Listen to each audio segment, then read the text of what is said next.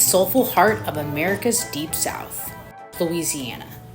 A place where every street corner echoes with a tale of resilience, diversity, and passion. It is in the heart of Louisiana where the bayous flow, the mossy green grows, and the gators swim. It is here, and only here, where lies a culture as vibrant as the Cajun spice on a steaming plate of crawfish. For generations, Cajun and Creole traditions have thrived, passed down through the ages like a treasured family recipe. And what better way to experience these traditions than through its cuisine? From savory etouffee to crispy boudin balls, each bite tells a story of resilience and resourcefulness born from the fertile lands and abundant waters of the bayou. Whether it be learning how to perfect the peeling process or adding just the right amount of seasoning to add to the pot, crawfish boils have been a pivotal cultural landmark of Louisiana for centuries. The Louisiana staple first came to light when Acadians arrived to the state in the 1700s, and they settled down along the bayous. Their settlement along the water made crawfish an easy and accessible form of nutrition. However, since they were only eaten out of necessity, they were considered poor man's food. Thousands of acres go into harvesting the crawfish for our beloved boils, but a lot more goes into the process than we think. Sticking to a strict harvesting schedule is important because farmers are only able to harvest at certain points of the year. So crawfish are harvested until, depending on the area and the producer and the expenses, but into late May, some into June, some in about late June is about the latest anybody is going to go.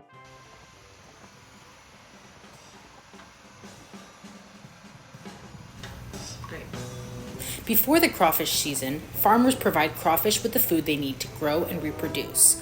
Once the crawfish season begins, farmers make traps that have bait which the crawfish feed on. Once inside the trap, the crawfish is stuck, and the harvester can pull the traps out to collect the crawfish.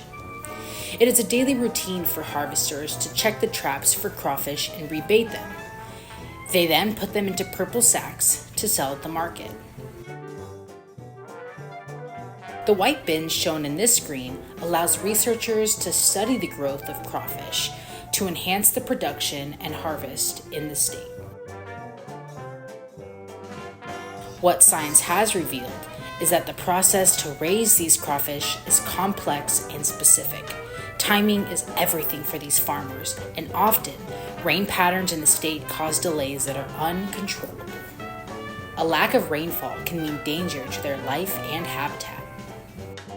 I do think that some crawfish came out later, which is why the season is so late, and that's why a few producers in this pond here it's getting a little better, but it's slow. It's way behind schedule. So we didn't receive good soaking rains until here most likely late December. Other places might have some talked to several producers, they didn't get good soaking rains till in January.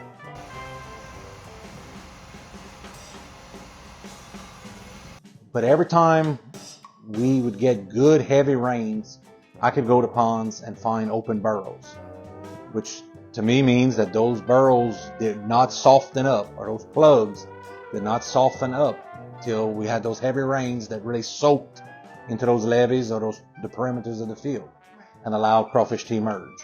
One of the driest seasons on record last year means the harvest fields didn't get enough rain. Burrows like these rely on rainfall to keep its shape and its purpose, since crawfish rely on them for shelter and growth. Not only can crawfish be affected by their burrows, but wild animals can harm their burrows as well. Raccoons and otters and snakes and birds that can both eat crawfish or flip your traps over, sometimes just playing with them. Otters are famous for that. They'll eat a few crawfish, but they just like to play with the traps, and they'll knock them over. And they'll follow a row of those traps and just knock them over. And just swim and knock them over. Overall, the harvesting process is sensitive, where any disruption in the cycle can mean its downfall. This is the season for the Cajun delicacy, but a devastating drought has hit the food chain hard. Fish prices have skyrocketed this year, with droughts and cold weather devastating the crawfish industry in Louisiana. The extreme heat and dry weather this past summer led to the crawfish's burrow becoming dry and cracked, which proved deadly for many crawfish. Unfortunately, many people rely on a steady crawfish production for their livelihood. Those guys running the plants are moving a lot less crawfish, so they have less drivers. They have less truckloads going out, going to, because from here they'll go out to Dallas, Houston, Austin, Little Rock, and on the East Coast, they'll go to Mississippi, Alabama, Georgia. Well, there's a whole lot less crawfish, so it takes a whole lot less drivers. So it affects that. Other than affecting drivers, a decrease in crawfish production also affects farmers and their families who rely on income that comes from the harvest for their survival. Also, the LSU Crawfish and Rice Research Station haven't been able to do any studies on crawfish because they lack their main subject, the crawfish. These baskets here are made from local companies around Louisiana, and when farmers have no crawfish to harvest, these locals don't sell any traps. People also often forget that when you buy pre-peeled crawfish from the store, someone had to peel it for you. However, when farms aren't producing crawfish, these peelers are put out of jobs. And not only the peelers, but boat makers are affected because farms don't have the money to purchase boats, and if they do, water is too low to take a boat on. Some of the most noticeable effects comes directly to us, the consumers. Springtime in Louisiana means the heart of crawfish season, but with supply being low, many local events are being canceled or attendance is small because of the skyrocketing prices. Regarding the price of crawfish today and whether I would continue buying them at that price and does it affect me doing it 2 or 3 times a year versus once a year? Yeah, it definitely does, because if you go buy 60 pounds, you're going to spend almost $400. This crawfish season, the rise in heat led to a rise in prices, and it's affecting our pockets. Before this season, crawfish prices were $6.14 per pound. We've been really affected by how much we've not been able to boil because of how high the prices have gotten. Now, prices have reached $9.17 per pound. In Homa, people will be boiling crawfish every week. It's the Cajun country, but now that prices have risen, it's kind of gotten scarce almost. You'll still have crawfish houses, but people themselves aren't doing it as much. What used to be a strong family tradition has now, unfortunately, become a rare occurrence. What's the season like this year? It's very, very slow start. I've never seen the drastic decrease in crawfish like I've seen this year. The decrease has even hit us right here in our own home. I can definitely tell there's less people coming out than past years for sure, just because my friends talk about it, they're like, it's breaking my bank, and like, I totally get it. Like, bags are so much right now, but yeah, it is sad. It's sad to see the difference in last year and this year for sure. Prices last month were hitting around $16 to $18 a pound for boiled crawfish. If this place relied on crawfish production, Caden wouldn't have a job.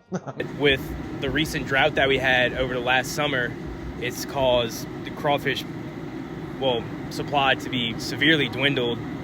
Most farmers didn't even start crawfishing until about late February, early March for most of them. Without being able to harvest on time, the fragile process from farm to pot has been slower than ever before. Even with rain in the state picking up, the high demand for crawfish, coupled with a bad first batch, has become a pattern that we are seeing more often. We couldn't start crawfish boils until late in the season just due to the prices and how hard it was to get them. And because even if you did get them, they were small, and everybody wants big crawfish with big claws, so it was just a little bit difficult. Some bait that's being developed that's supposed to work really well in cold water, but we weren't catching crawfish. We couldn't even try it. So that is something else we want to try on the demonstration side. Farmers have begun trying new techniques to catch crawfish. And some do plant rice, so they don't want to plant too late. because it affects the yield and the quality. So those ponds may get drained a little earlier so that they can plant a rice crop. Sad that I know a lot of crawfish crops died due to the drought, which I feel bad for the farmers in that area. But one thing's for certain, farmers will never give up on their harvest, and neither will we.